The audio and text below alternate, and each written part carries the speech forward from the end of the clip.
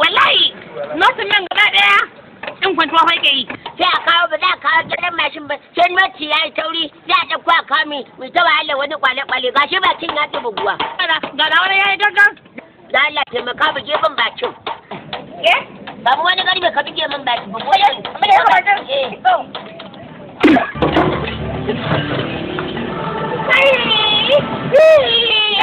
ya buge da ma ya kani.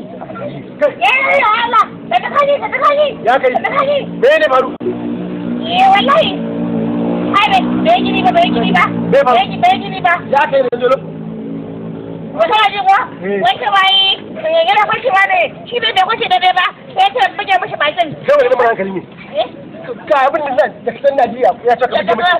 Ba abin da ke nufi bakin wannan notin ya ka buge masa. Yanzu kawai ku ja kai na asibiti kawai ba wani dogon magana. Sannu.